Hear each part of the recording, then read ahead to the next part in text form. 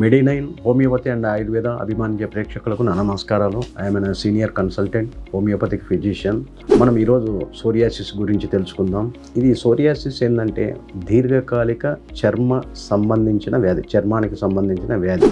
ఇది auto immune disorder plus మన వంశపారపర్యంగా ఎవరికైనా వచ్చే అవకాశాలు ఎక్కువగా ఉంటాయి. దీంట్లో ఎలా ఉంటుందంటే మనకు ర్యాషెస్ వస్తాయి, దళసరి మందంతో white covered by with white scales, అంటే చేప పొలుసుల్లాగా ఉంటుంది. ఇట్లా పొట్టు రాలిపోతూ ఉంటుంది. మెయిన్గా ఇది ఎక్కడ ఏ రీజన్స్లో వస్తుంది అంటే మనకు నీస్, మోకాళ్ళ దగ్గర, ఎల్బో రీజన్లో, మోచేతుల దగ్గర, ట్రంక్ రీజన్లో ప్లస్ స్కాల్ప్ రీజన్లో వస్తుంది. ఏంటంటే it is a chronic disease, దీర్ఘకాలిక వ్యాధి.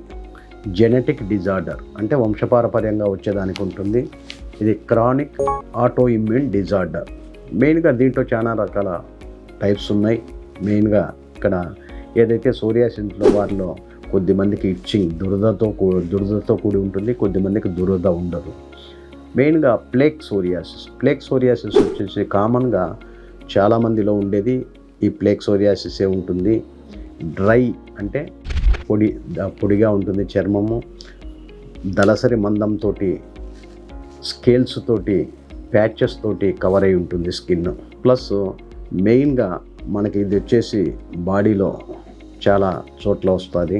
అట్లే మనకు గుట్టే సోరియాసిస్ వచ్చేసి మనకు మెయిన్గా చిల్డ్రన్స్లలో, అడల్ట్స్లలో వస్తుంది. ఇది ఎట్లా ఉంటుందంటే మన రెడ్గా వాటర్ డ్రాప్స్ లాగా ఉంటుంది. ఎక్కడైతే మనకి సోరియాసిస్ ప్యాచెస్ ఉంటాయో వాటికి డ్రై లేకుండా కోకోనట్ ఆయిల్ అప్లై చేసుకోవడం మంచిది. ప్లస్ మనము ఏదైతే వియర్ చేస్తామో మన క్లోత్స్ కొంచెం గోరువెచ్చని వాటర్లో వేడి నీటిలో వాషింగ్ చేసుకోవడం మంచిది. అట్లే మన టవల్ కానివ్వండి, మనం వాడే బెడ్షీట్ కానివ్వండి, మనం వాడే సోప్ కానివ్వండి, మనము సపరేట్గా పెట్టుకొని వాడుకోవడం వల్ల చాలా మంచిది. ఇది ఏంటంటే చాలా దీర్ఘకాలిక వ్యాధి.